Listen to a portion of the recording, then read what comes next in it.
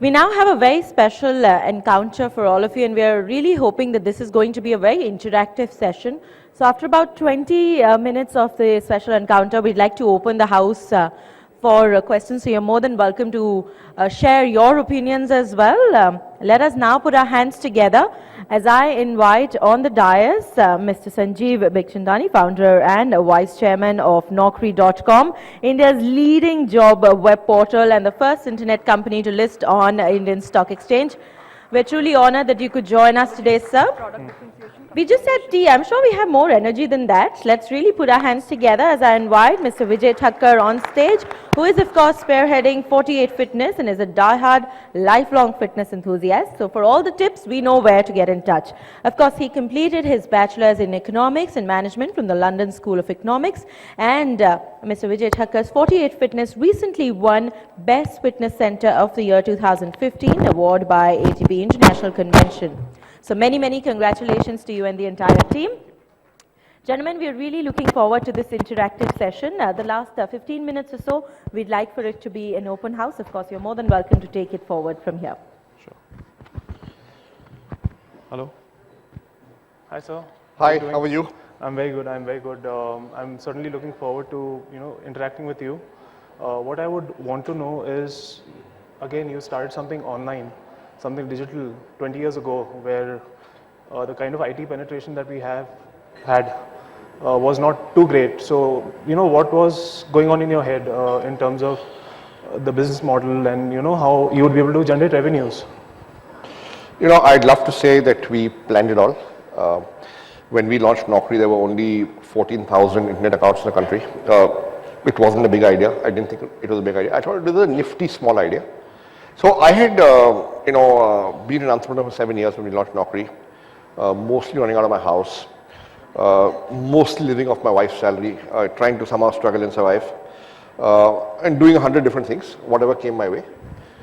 And I had done 100 small things, and this too looked like a nifty small thing. Okay? What we did was we took jobs from newspapers around the country. I think there were 29 newspapers and magazines that carried appointment ads. We would rehash them in our own words. There were 2 data entry guys doing it, and put them in a database. And I didn't have an internet connection because internet access was expensive in those days. So I went to a friend's house, in the evenings, and we would upload it from there. Okay. And we would update the site twice a week.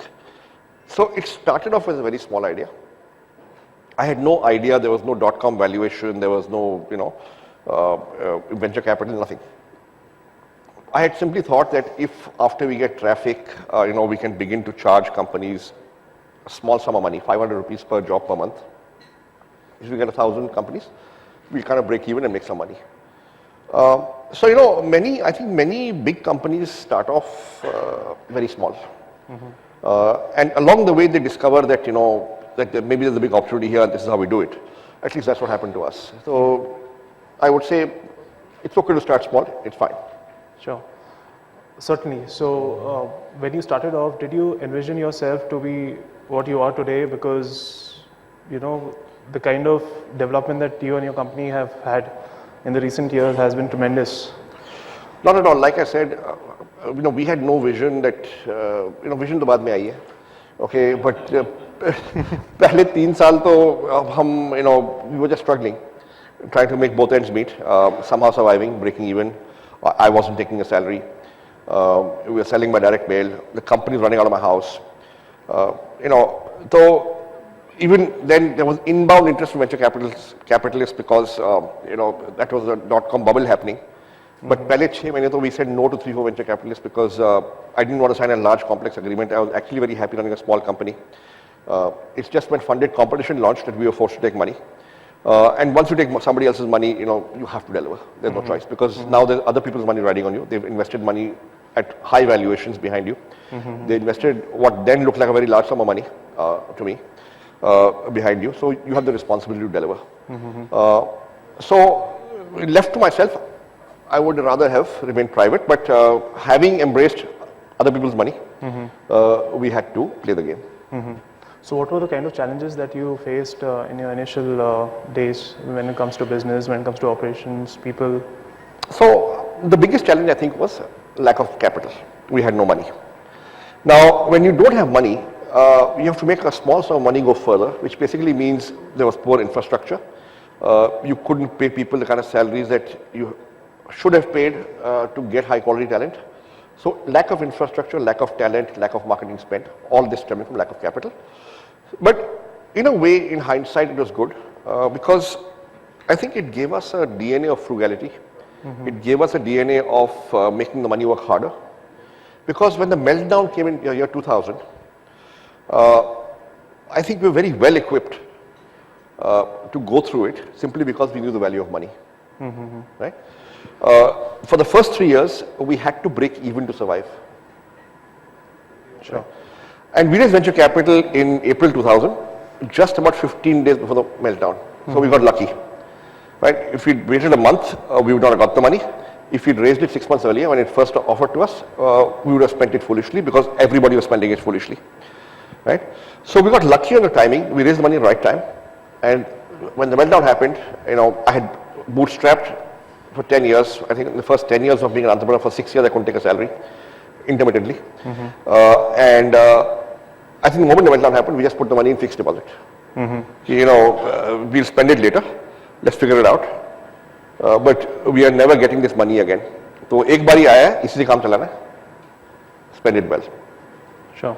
So I think it's really important for entrepreneurs to be personally frugal, especially when they're doing a startup. It's really important for them to stretch the money and make it go further, do more with less. Sure. So great companies are capital efficient, right? If you look at Google I think just raised $25 million in its life before the IPO. Right? Today, when you see the kind of capital companies raise, I don't think they're going to deliver anywhere close to the market cap of Google. So the best companies are capital efficient. So use your money wisely, because right now there may be lots of money available because people are in lots of liquidity in the economy, but that will dry up sometime. And if you've raised a lot of money and then built a model that is not financially viable, sustainable, it's a high cost model, then when the tide runs out, you'll have a problem. Sure. Because living in a competitive market, I guess it's very difficult to operate when you're inefficient, is what you're saying. Well, if you're in a competitive market and everybody's getting pots of money, then everybody can survive and be inefficient because you're surviving on somebody else's money. But you see, the customer's money is always better than the investor's money. Because if the customer's money comes, the investor's money will almost certainly follow. Because if a customer आपको पैसा दे रहा है और repeatedly दे रहा है, and you're collecting money at a price which is above your cost, it means you have a financially viable model. You have a company, you have a business. And when an investor sees that, he will want to invest. See, it's a myth that investors invest behind companies that need money. Investors invest behind companies that they think will succeed. At an early stage, you can't really tell, so you take your chances. But if you look like you're going to succeed, because you've got customers' money coming in, the investors will line up. Right? So in a service-oriented sector like yours, how much do you think one should focus on labor, on technology, on capital, when it comes to business modeling, the right business model? You should focus on none of these. You should focus on the customer. So, successful businesses are built on deep customer insights. Now, once you have the deep customer insights about what? About an unsolved problem that the customer is facing. Right? And then you deploy labor, technology, capital in the best possible manner to solve that problem and build a defensibility around the business in a manner that others can't copy you so easily, or if they do, they can't get your customers. Right? So it's about customer focus, not about labor, capital, and technology. Those are tools that you use to solve the customer's problem. Sure. Certainly, sir, I completely agree to you, because in our industry, the fitness industry, now people are getting more conscious about fitness, about wellness. Even the media, the kind of imagery that they are portraying of people is towards having six-pack abs and you know, showing that beach body. How many people here have six-pack abs? Come on. One. Six-pack abs. Come on. One. Is he your friend? Yeah. You know him from home. Probably we can be friends now. No, but your business is a fitness club. It's a fitness club, yes. Okay. And Can you tell me more about it? sure. Primarily, the fitness industry, how it operates is we are more capital intensive, and the kind of problems that we are facing currently is how to cater to the client in the best possible way. Now, No, when you say more capital intensive, what does it mean? How much money have you deployed to set up a facility? almost to the tune of 4.5 to 5 crores on the And equipment. you got one location. Currently, yes, we are one location. So 5 crores a location, is it? Yeah, yeah.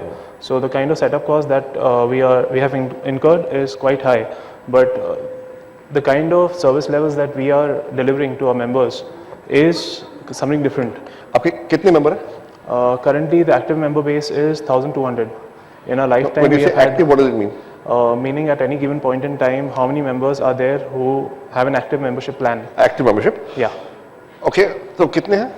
1,200. 1200 हैं. अच्छा, हर महीने कितने आते हैं 1200 में से? We have about 300 workouts happening every day. So, and the trend that we have seen is that the members, they come alternate days.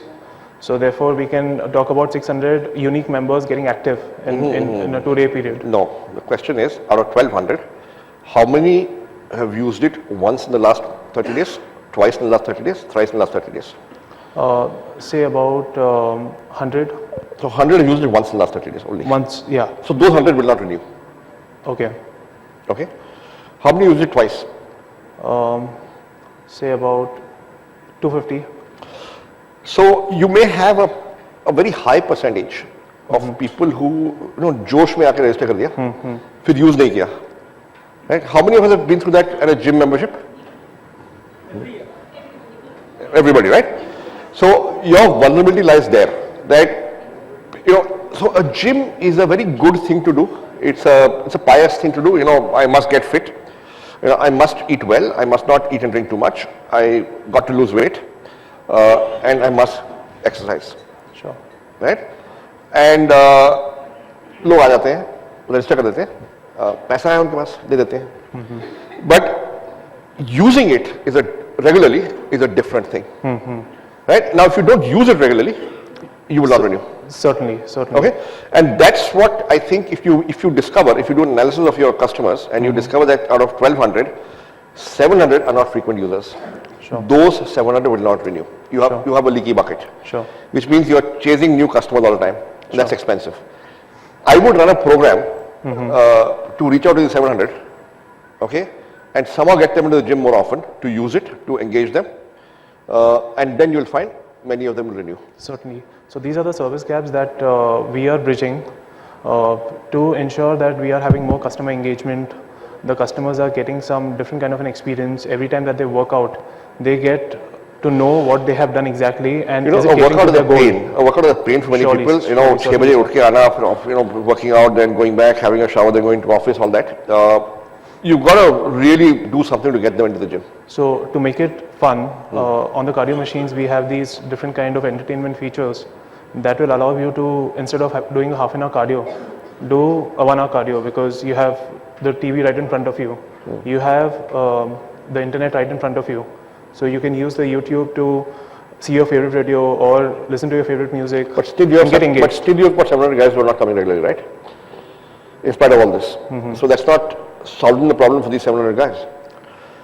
Tell me, so there are a lot of now services available where trainers come home and you work out at home with little or no equipment, right? And that saves time, Sure. right? It may cost a little bit more money, Sure. but it saves time.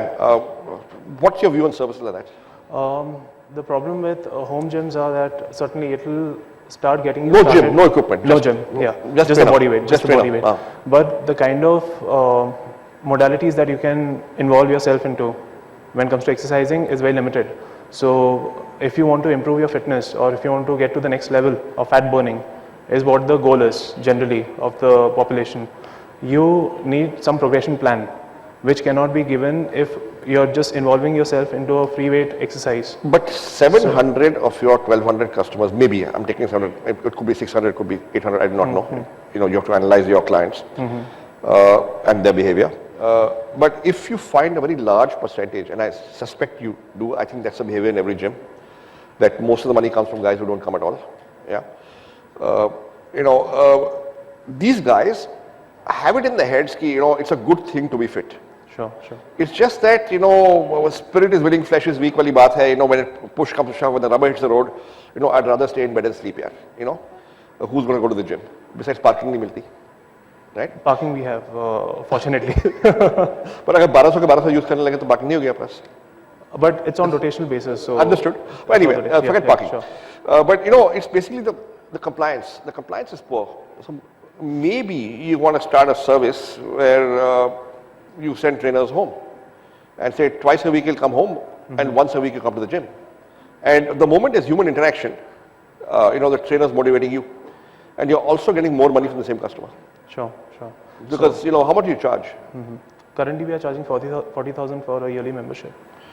So 40,000 per year, but if you send a trainer home, you can probably charge 15,000-20,000 a month.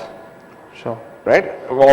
And the trainer goes twice a week and gets the guy there once a week, your business multiplies from the same customer. So if you actually look at, adding these services, I understand that, look, the equipment is all not there at home. But if your guy is not coming to the gym, he's not benefiting anyway. Sure. And this is a good way to sort of keep the guy engaged, make sure he renews. You're not chasing a new customer each time. You're getting higher revenue, higher margin. Sure. And he's also getting fitter. So definitely there is it's more about customer focus. You have great facility, I'm sure. I've not seen it. And you've invested in all the technology. Online is there to, Okay. But maybe think of the customer more. Sure. Say, ये 800 लोगों को मैं कैसे engage करूँ? So now we are launching the software, which is first time in the industry that anyone is doing that, probably in 2 months' time, which will engage a person and guide them completely on how they should be working out. So instead of at your gym? there is at my gym. Okay, so this will go again to your 1200 customer. Yes. Many of whom will not use the software.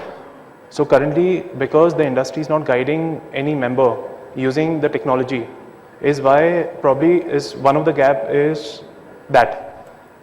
So once that gap is bridged, at least people who are looking for a guided approach would certainly get some. So I'm saying try it. Sure, try it. But see, I'll tell you, technology changes.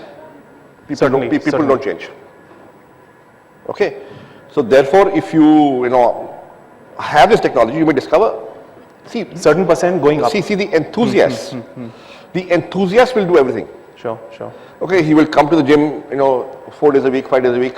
He will spend 2 hours there instead of 1 hour. And so you won't believe. He will tell his friends about it. Sure. And he will also use the software. Sure, sure. Then tomorrow you have an app, he'll use an app also. Sure, sure. But that enthusiast will be 20% of your customers only. Certainly, sir. Because okay, but the bulk of your money is coming from the remaining 80%. Right? And if they are disengaged after payment, they will not renew. Exactly, that's the kind of. So therefore, your challenge is, how do I get this disengaged 50, 60, 70, 80% to engage more? Sure. In fact, and that's the problem we need to solve, in my view. Yes. So there are these activities that we keep doing to engage them. The other problem that we. But are they working? Yes, it is working because at least for those activities, they enter the club and they say that, okay, why was I not coming? So the customer engagement is constantly there. But this particular new software that we are launching will certainly take it to the higher level because then there'll be consistency in them attending the club. The whole idea of setting up a fitness club. What's the demographic profile of your age, gender? The mode age ranges between 35 to 40. Okay. So that's the dominant population that we are probably married. They are married. They are probably successful in life. Your customers are, what's the gender ratio? Gender ratio is 70% male and 30% female. Okay. Okay. So have you thought of some sort of, typically the husband registers, the wife doesn't register, right? Sure, yeah. So you thought of a family registration or a husband-wife registration where wife also comes? Because see, when people start doing stuff together, it becomes a more a social thing. Sure. And then it's not like a pain in the backside anymore. Sure. So 4 friends together, right? And then they make it a habit and they egg each other on. Sure. So a buddy system, a family system. So make it more social as opposed to a solitary activity. That may also help you. So retain are we customers. talking about discounts? Discounts, yes, but more than that, if husband and wife turn up together, then one will always egg the other on at home. Keep chalo, let's go, right? Or probably the husband will deny that, no, you're going right now, I'll not go. maybe, but or 4 friends together, right? Or 4 colleagues together. So it becomes a social thing. It becomes a contest. It becomes a so again a social thing improve compliance. Sure. So I think the challenge that most, I don't know how profitable are gyms. So this Talwarkar is listed, right? It's listed, yeah. So the numbers are public. What's the turnover? What's the profit? I mean, have you looked at it? I was keeping a track of it like 3 years ago when I wanted to create a But business model. is it a highly profitable business? They are profitable because they are into value proposition of giving discounts and getting more people into their club. So that's a different model altogether. Ours is more premium. So See, now, okay, let's look at your business another way. आपने 5 crore खर्चे हैं. What's your maximum capacity in a day? Maximum is again 300 is what we have touched upon. And that's उससे ज़्यादा नहीं कर सकते. More than that would just crowd the whole place up. So there will be a natural fallout of people. So 300. Now, if you say 300 workouts a day means what's the total number of members you can have without overloading the system? 1,200 is what. So you're maxed out. Yes. So what we are focusing on is 1200 into 40,000 is how much? Pardon me? What's your total turnover maximum possible? Turnover is about 7 crores, 7.2. 7.2. Yeah. What's the margin? खर्चे कितने हैं? The operating cost is about 5.5 to 5.6 crores. So it's 5.5 to 5.6 crores a year. Yeah. You're doing 7 crores of max capacity. Yeah. Which means that 1.5 crore आपका surplus है. Yeah. You probably will change and upgrade equipment every 2-3 years. So instead of doing that, we are adding more services so that on the same clientele base, the average ticket price goes up. So I'm just saying that to actually recover your initial investment, you have to talk about 4 years, right? उसका capital cost होगा, उसका assuming it's debt, कुछ interest होगा. अभी तो you probably put your own money, so you're not counting that as capital cost, okay? Because you're not paying interest on it. So I'm not sure your model is profitable enough. Not currently, but with the kind of plans that we have to get the clients more engaged, that certainly will take it up. Yes, if you get ticket sizes up, if you can get maybe 5,000 members in the same base. Yeah. Because if you send instructors home twice a week and come to the gym twice a week or once a week, you will get compliance up, you will get renewals up, you will get billing up because you will charge much more for instructors going home. But even the pilferage would go up because now the trainer is able to train the pilferage of the members. So the trainer might go and service, but they may not document it. Or probably after the membership expires. Well, if there is an in-gym thing and there's a at-home thing, the member will lose the in-gym thing. Yeah, and you've got software you're saying which the data resides in the cloud. Yeah. Okay, he will lose that.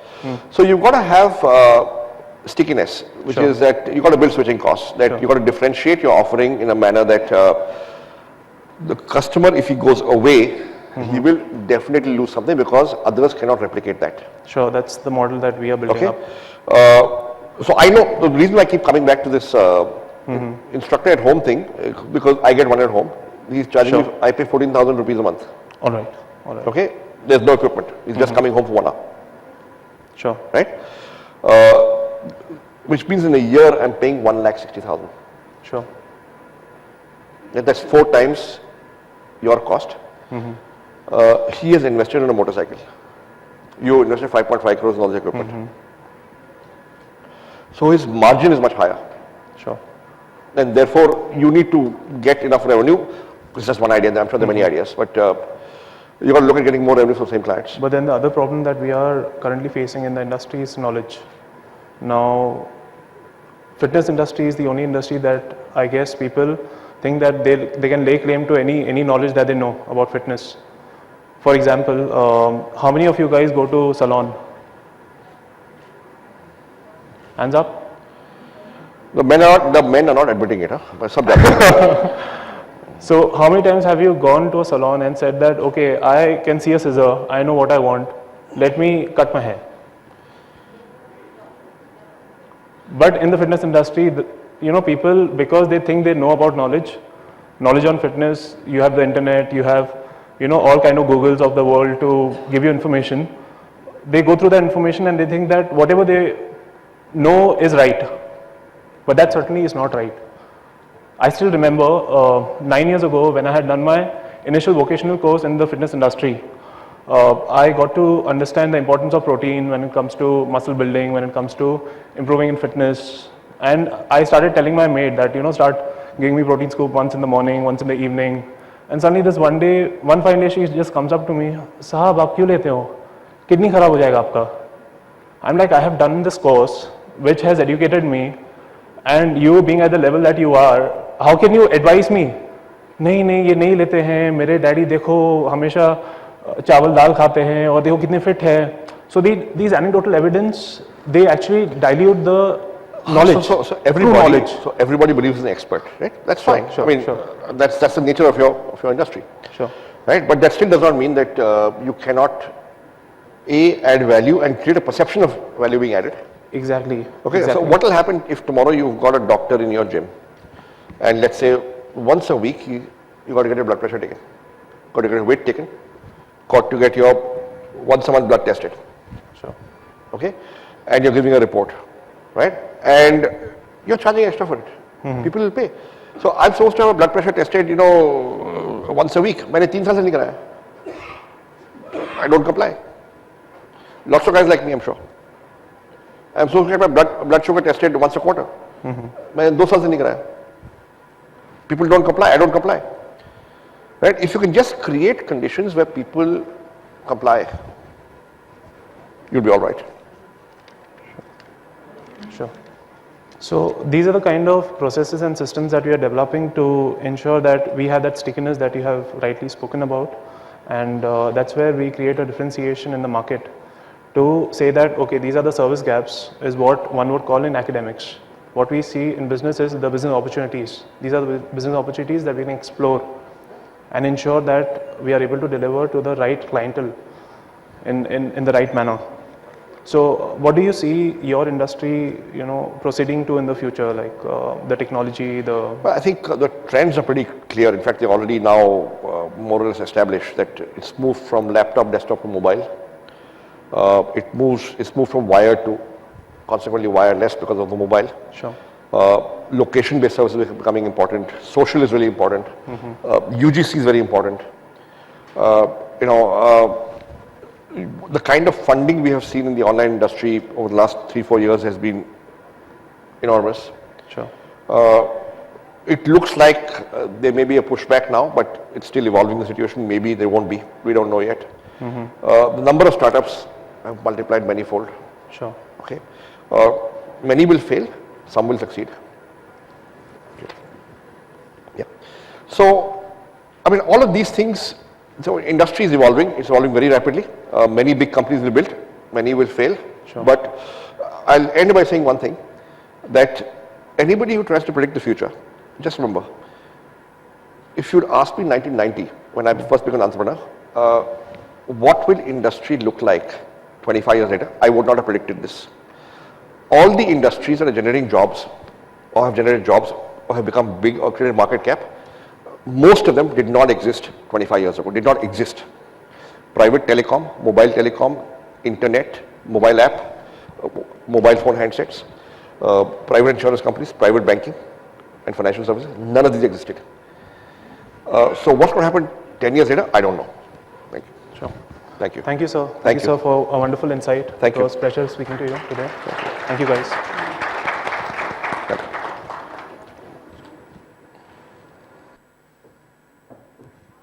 Thank you so very much, gentlemen. Anyone on the audience who would like to ask a question, share a query? The gentleman right there. Can we please pass a mic over to him?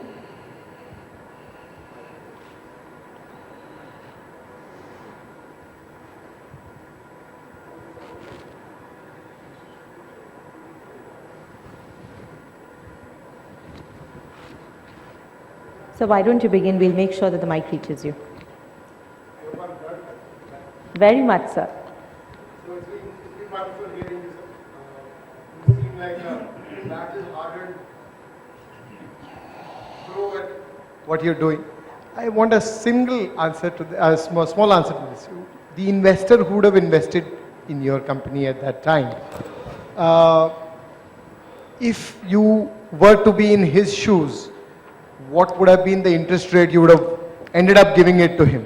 What is the gain which he would have opted for? So ICICI Venture in April 2000, 3 years after we launched, April 2000 invested 7.3 crores.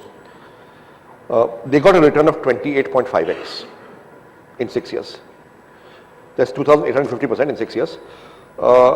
Of course, the money came in staggered, the money went out staggered, so there's a complicated calculation, but it was 28.5x, which in 6.5 years they exited in 2006. And since then we've moved up 10x. Great, but if you would have started today, do you think you would have been able to give that kind of return to the investor? Look, 28.5x is supposed to be the highest return ever given by any early stage investment in India ever, to the best of my knowledge. I mean, that's what ICICI told me. It may have been overtaken since then, I do not know. But 28.5x is a very good return. It's very hard to replicate it. Yeah, and so the next question is connected to this, is that if you would have taken debt, if in the best case scenario you would have had collaterals and you would have gone through the debt route, do you think you would have been able to, obviously you've given much more than the expected investor banking returns? You know, when you take on a good investor, when you take on a respected name, when you take on, you get good people on the table from the investor, they add more than money, right? They add credibility, they add good advice, they bring their networks. So would we have been able to even attract the same talent if I had put in the same money as debt? I don't know. Would we have got the same advice? I do not know. Would we have the same credibility in the market? I do not know.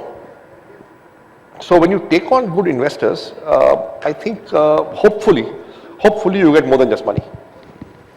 So जब आप venture capital लेते हैं, you don't just get the capital, you also get the capitalist. Okay, which means that choose right. You know, you may or may not want the capitalist. So when you would have diluted your equity at the time of investment, then would you not have come to a stage where after a year or two you would have thought you would have been working for the investor more than yourself or your idea? Not really. You see, the most sensible investors know that they can't run the company, and therefore they don't even try, right? So we've invested, right? We've invested in Zomato, Merit Nation. Some of the investments done fairly well. So here's the secret to good investing, venture investing. You've got to invest behind entrepreneurs who will succeed anyway. Right? You are helping maybe 1-2%. Okay? The entrepreneur builds the company, the investor does not. Select right, back the right one, you'll be okay. Do you have a structured way of doing that? I would say today we do, but it has taken 5-6 years to learn it, because it's very different being an entrepreneur, very different being an investor. You know, and sometimes, you know, I think being an entrepreneur is more fun. Being an investor in many cases is more challenging, because you put your money and you're not really in control, and you're hoping for the best, and it takes 5 years, 7 years, you don't know when, if at all, a positive outcome comes. So what you're saying is that you've got an ability to rate an entrepreneur now? Well, I have the ability to have an opinion on an entrepreneur now. Okay, now that opinion could be right, it could be wrong. History will judge. Very often we are wrong. Yeah. We also have a question from the lady in the front row. Thank Please. you.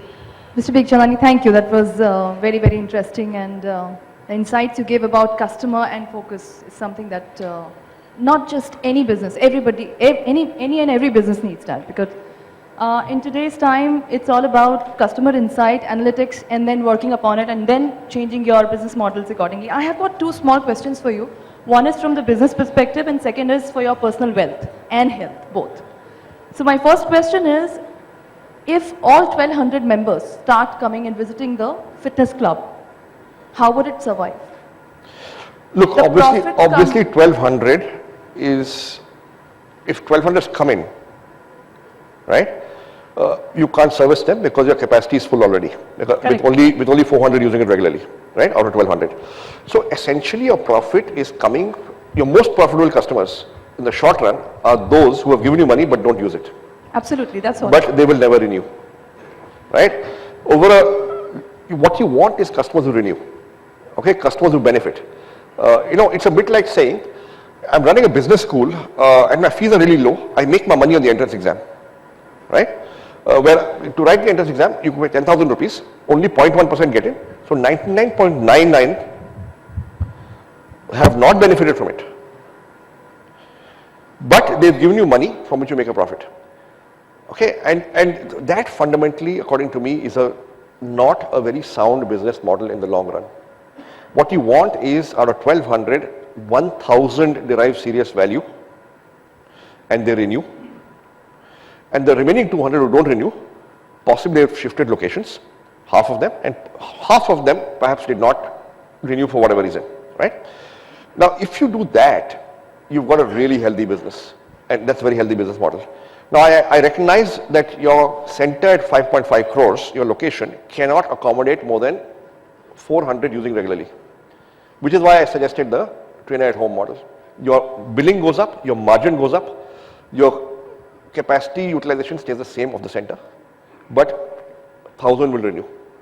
Now that's from the business point of view.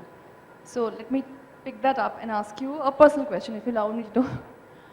You said you have a personal trainer visiting your place, right? So would you know about your BMIs? What's your goal that you're trying to So no, meri kahani alag hai. So personal trainer has been visiting, I've begun to like him a lot. So now I've stopped doing it. My wife and daughter do it. Okay, but the point is, he's still got the business. So he's still billing. Exactly. He's still billing. Somebody's benefiting. Okay, at some point of time, I might start again. Yeah. So you know what? This is. So he comes to the house Monday, Wednesday, Friday at 6 a.m. Cool. In this industry also, it's again about analytics on the subject matter, the business model. So if he was coming, if he was coming 2 days a week, yeah. If he was coming 2 days a week home and 1 day a week we had to go to the center, because he could encourage me to go, because if he's in my face, he'll push me to go, I'll go, right? My metrics are measured then, once a week. And I'm pretty sure nowadays there is enough equipment which you can carry to measure stuff. Sure. Although that does increase capex a bit. Right. So, Sure. So just to clarify, she's his wife. Very good morning, sir. Our final question from the gentleman at the back end. Yes, please go ahead. Very good morning, sir. My name is Nishan Bhardwaj. My question is to Sanjeev, sir.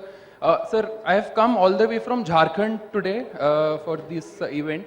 And so incidentally, I was reading Stay Hungry and Stay Foolish, and the first story I read was about you. And kudos to you for all the perseverance and the time you've spent in not taking people's money. I drew comparisons with you because we are a startup in Ranchi, and the name of my company is Zopeco.com. It's a hyper-local grocery startup. And it's been 1 year, we have bootstrapped, we have not taken a single money or not even pitched to anyone, because we wanted to be very sure about the model and changes that we wanted to do. And so we have done, this month we'll be closing with 10,000 transactions over 9 months. So my question to you, sir, is when is the right time to seek out investments, and what kind of money should you really be looking for? Because there's good money and there's bad money. That's what we have read in the articles. I'm not very sure because I've not taken people's money. But when is the best time to seek out money? So I think the first thing you got to understand is that there is no right time, there's no wrong time. You take money, A, when you need it, B, when you get it. Right? The second thing is that it's always a good idea when raising money that you brought your business up to a place, to a level where the investor comes to you and you don't have to go to the investor. Okay, because that's when you will almost certainly get the money without trying too hard. So we have, that's the way we've always raised money. Even when we went public, there was enough demand for our stock that investment bankers were chasing us that why don't you go public, right? Even when we did a subsequent round of funding, there was enough demand for our stock. So it's always better to get your business to a point where investors come to you rather than you go to investors. But there are enough, for early stage businesses, there is enough risk capital available. There are angel networks, Indian angel network in Delhi, headquartered out of Delhi is one such. I don't know if you heard of it. But you should, if you believe you reach a place, then drop a mail to the Indian angel network. They have a website, and see what happens. Sure, sir. Yeah. But I'll tell you one other thing. When you pitch your business to investors, even if you don't raise money, the kind of questions they ask, the kind of feedback they give, you will go back with much better ideas. So that itself been education. Thank you so very much, gentlemen. And to formally thank you, I'd like to invite Ms. Sandhya Dhar on stage. Let's put our hands together as Ms. Dhar, who's Sector Head ETH, joins us on stage. And thanks both of them. All those of you who have more questions, you're more than welcome to take it offline a little later. Sandhya, may I please request you to join us on stage and present each one of them with a token of our appreciation. Let's put our hands together for the gentlemen. Yes, again. Thank you so much.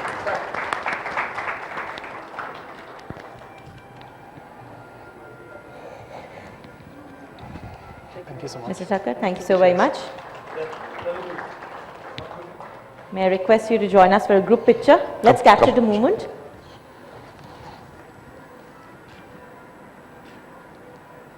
When do you call your wife? Why do you come? Come, group picture, come. come. Please, most welcome. Let's put our hands together as she steps on stage.